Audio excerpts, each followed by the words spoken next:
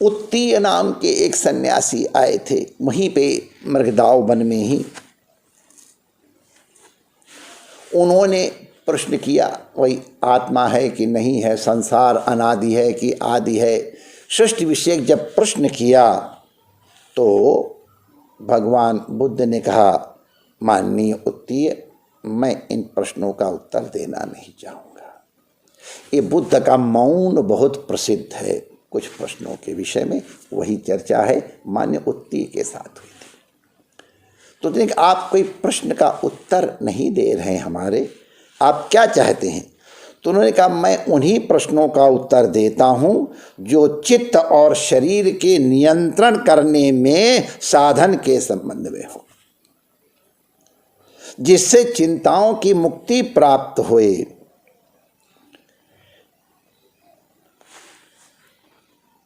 सृष्टि रहेगी कि नहीं रहेगी, हमको उससे क्या है? हम जब तक है, हमको हमारा बंधन दिखाई पड़ रहा है, हमारा दुख हमको दिखाई पड़ रहा है, इस दुख की निवृत्ति है और इस दुख की निवृत्ति का उपाय है, ये हम तुमको बताते हैं।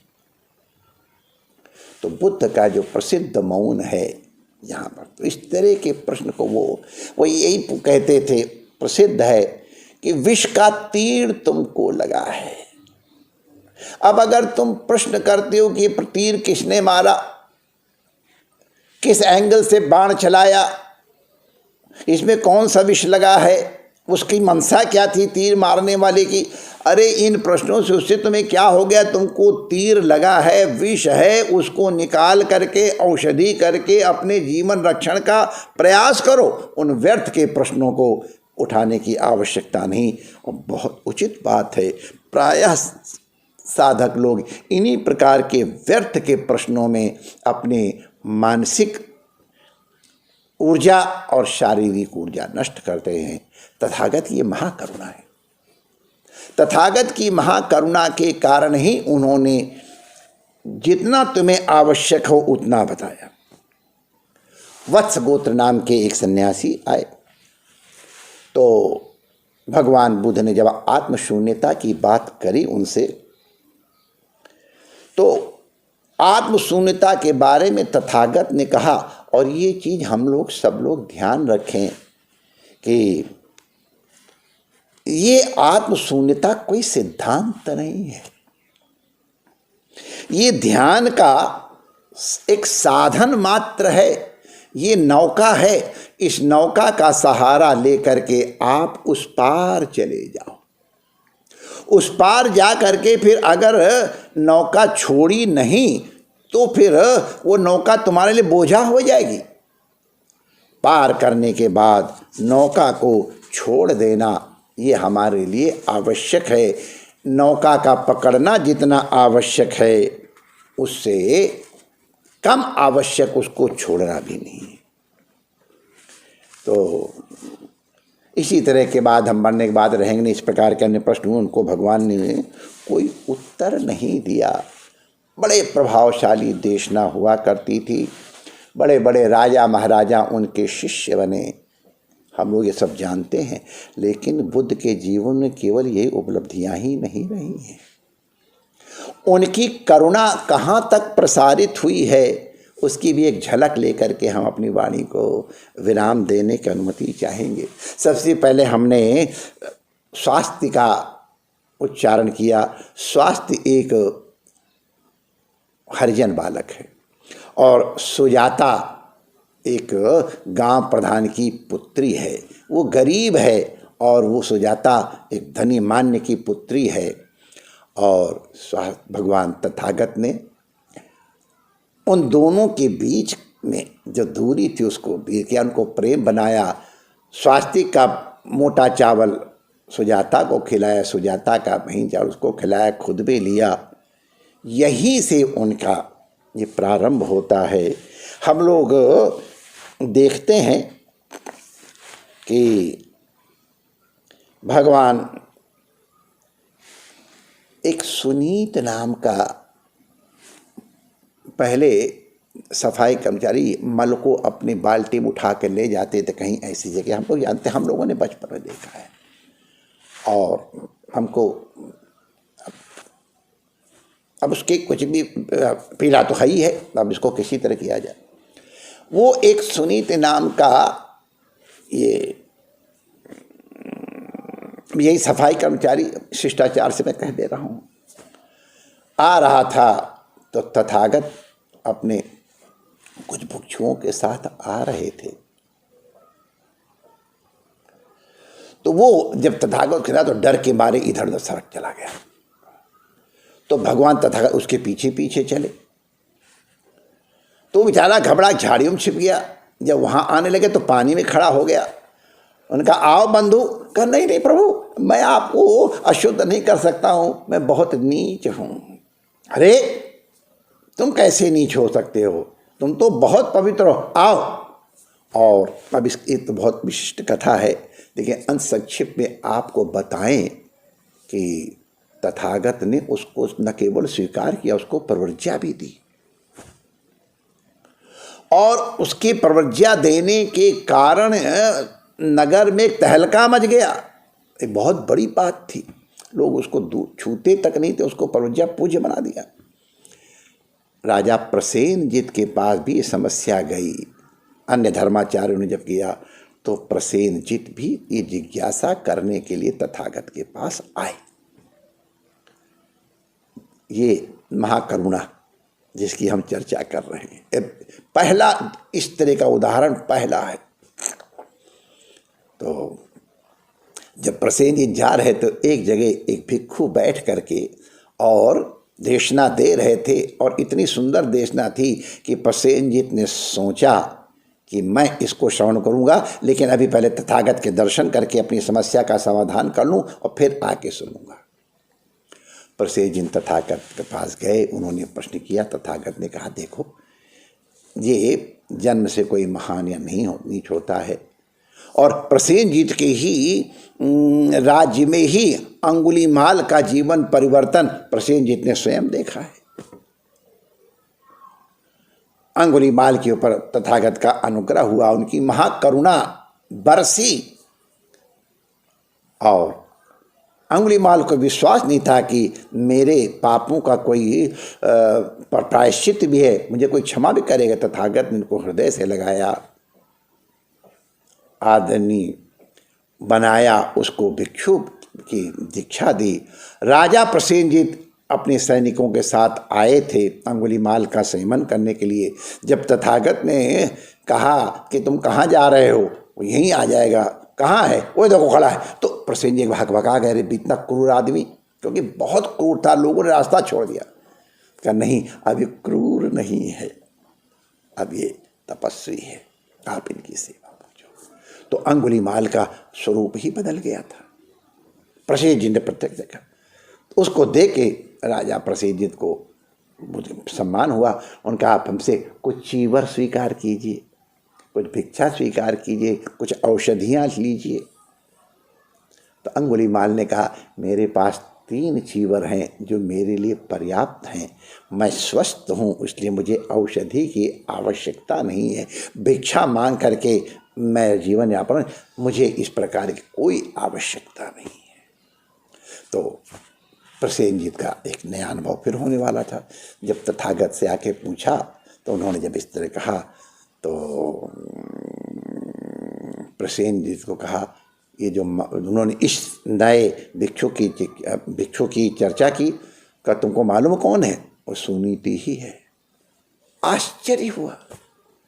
सुनीति को 3 दिन में प्रवर्ज्या मिली, कुछ ही समय में उसके आर्य सत्यों का और सूत्रों का पूरा ज्ञान हो गया।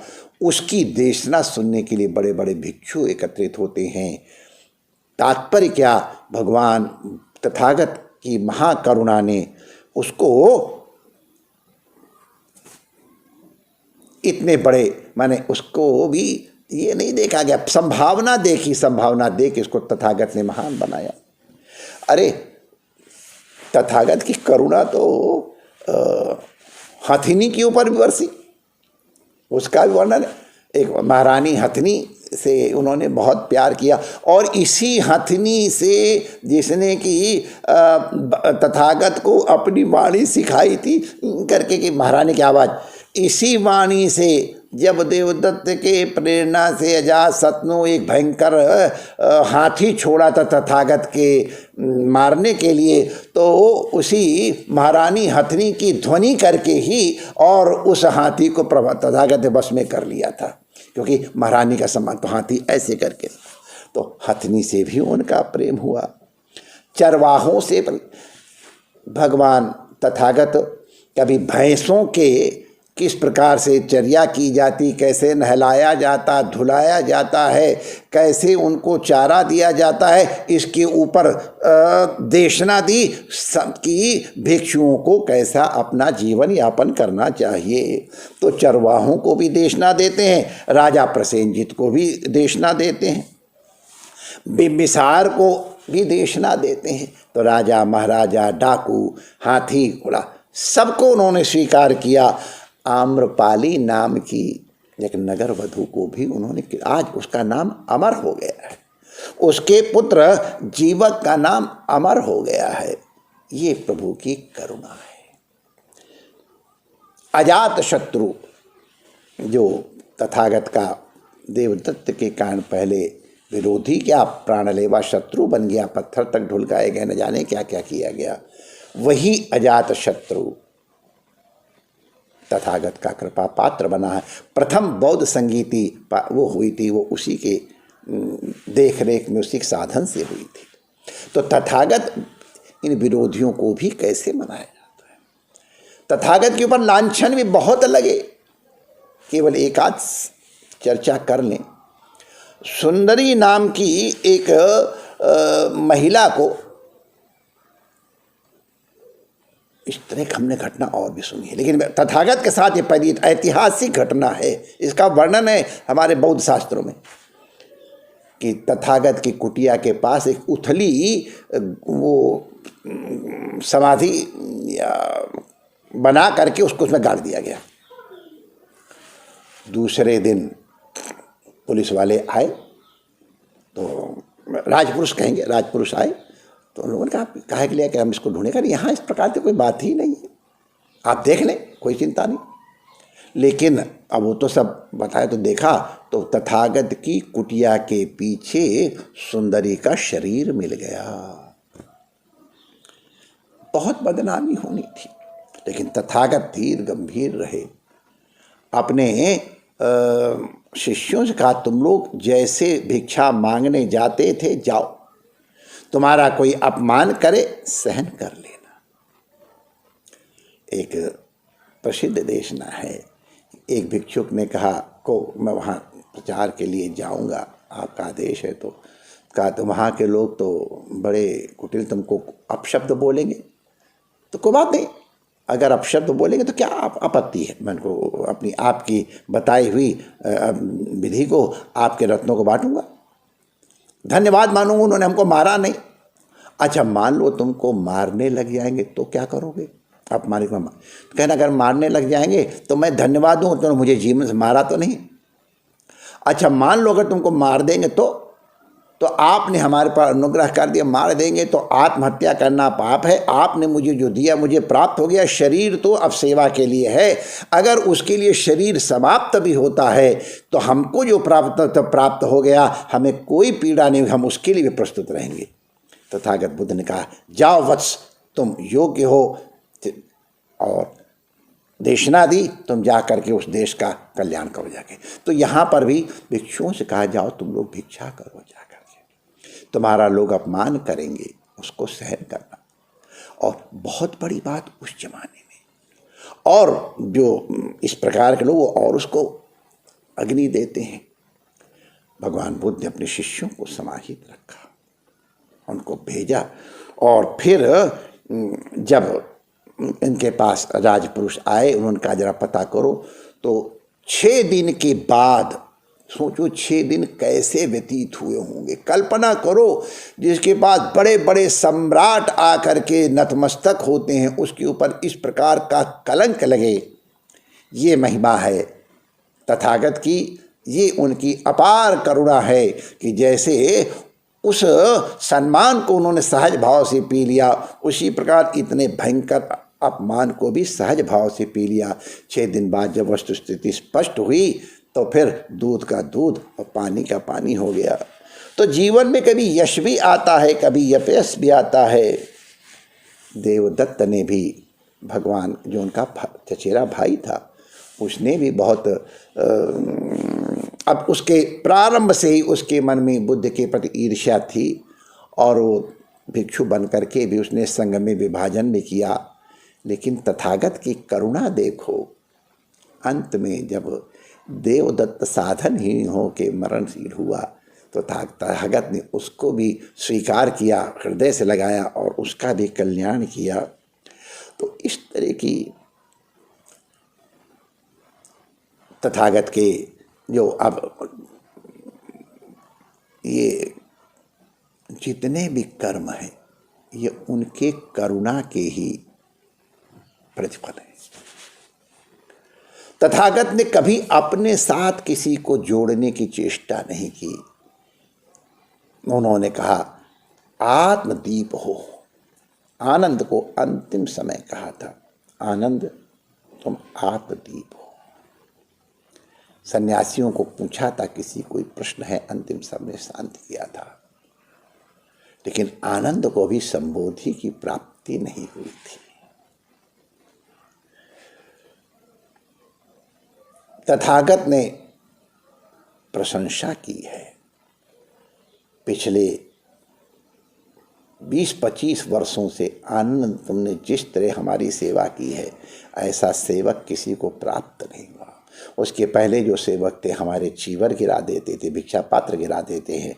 तुमने एक बार भी न चीवर पात्र किया है, न बारह भिक्षा पात्र गिराया। जिनसे तुमको मिलाना है, चाहे राजा हो, चाहे नगर वधू हो, चाहे भिक्खु हो, उन सबकी तुमने जिस प्रकार से सेवा की है, मैं तुमसे बहुत प्रसन्न हूँ। और लेकिन अभी उसको संबोधि प्राप्त नहीं हुई थी, शायद वही एक अटक थी।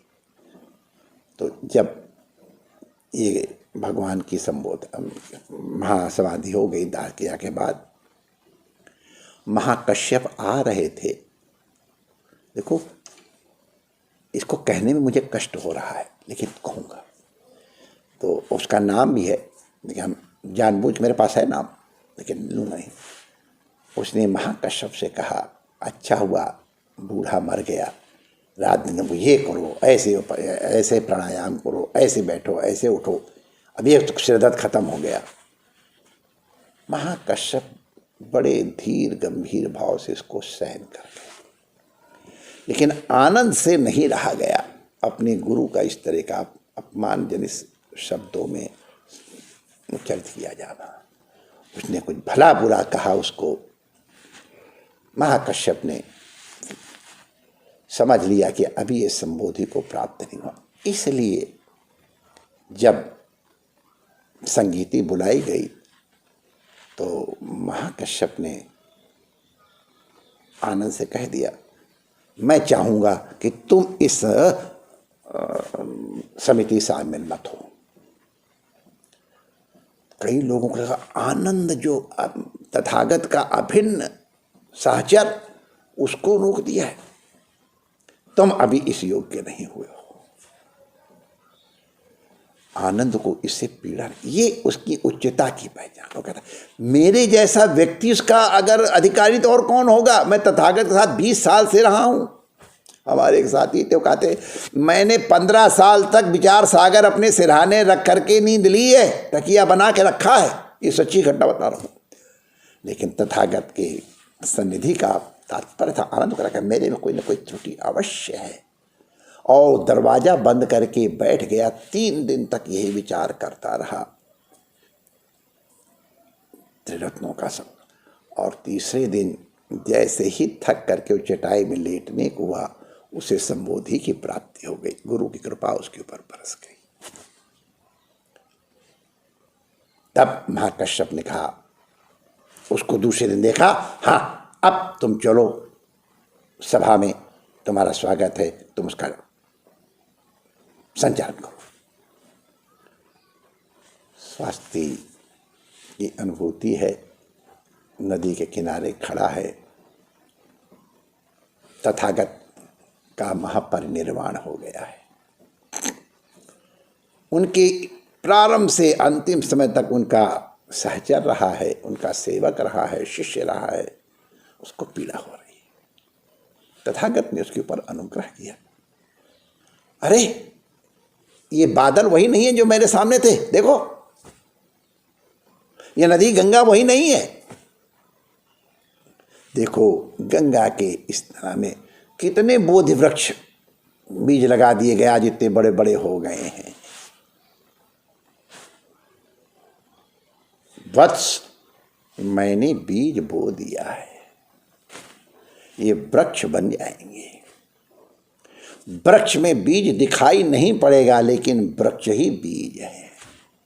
ये संघ और धर्म, ये मेरा ही रूप है। इनके माध्यम से तुम देशना की प्राप्ति करो, उसके अनुसार चलने की चेष्टा करोगे तो तुम सदैव मुझको अपने साथ अनुभूत करोगे। मैंने जो तुमको शिक्षा दी है, चरित भिक्षवे बहुजन सुखाय बहुजन हिताय, तुम लोग उसी का पालन करो, आत्मदीप बनो और जगत में इस धर्म का प्रचार करो, जिससे जगत के दुख और चिंताओं का नाश हो सके, लोगों को आनंद की प्राप्ति हो सके। ये तुम करते रहोगे तो तुमको मैं कभी दूर हूँ ऐसी अनुभूति ही नहीं होगी। तथागत भगवान बुद्ध आज इतने 100 वर्ष बीत गए, हजारों वर्ष बीत गए हैं, लेकिन आज भी वो धम्म के रूप में, आज भी संघ के रूप में वो सजीव हैं। उनके उपदेश, उनके आदेश हमारे साथ हैं। वो इनकी महाकरुणा ही है। हमें प्रसन्नता है कि आज भी उनके ऊपर कितनी विशिष्ट चर्चाएं चल रही हैं। Association of Indian philosophers international के माध्यम से हमारे SR भट्ट जी, जिनको इस प्रकार के विषयों का चयन, उनकी व्यवस्था और संचालन का बड़ा अनुभव, मैं उनके लिए बड़ा आस्था रखता हूँ। और वही एक ऐसे व्यक्ति है जो हमारे जैसे निकम्मे व्यक्ति को भी पकड़ा करके कुछ नाटक करवा लेते हैं। अगर वो न होते तो शायद हम आपकी सेवा में इस तरह उपस्थित हो पाते कि नहीं हो पाते, इसमें हमको संदेह है। लेकिन बहुत उत्तम विषय उन्होंने चयन किया कि भगवान बुद्ध की महाकरुणा। ये भगवान बुद्ध की महाकरुणा को हम थोड़ा दूसरे तरफ से कहेंगे, महाकरुणा ही तथागत है, तथागत ही महाकरुणा है। दोनों में कोई भेद ही नहीं है। वो करुणावतार ही हैं। संसार के सार जो कहा गया है, उस रूप में अगर हम उनको वंदन करते हैं, इसीलिए हमारे उनको भगवान रूप, भगवान का अवतार स्वीकार किया गया है। हमारे अंतःकरण में अवतरित होकर के हमें त्रिरत्न के माध्यम से, 4 आर्य सत्यों के माध्यम से, अष्टांगिक मार्ग के द्वारा से, पंचशील के द्वारा हमारे अंतःकरण को उज्ज्वल करें, हमें सन्मार्ग की ओर उन्मुख करें। इसी प्रार्थना पूर्वक सभी जो ये इसके व्यवस्थापक लोग हैं उनको साधुवाद देते हुए, और आप लोग जो सुन रहे हैं उनका वंदन करते हुए, मैं अपनी वाणी को और पुनश्च तथागत को वंदन करते हुए अपनी वाणी को विराम देना चाहता हूँ। जय श्री कृष्ण।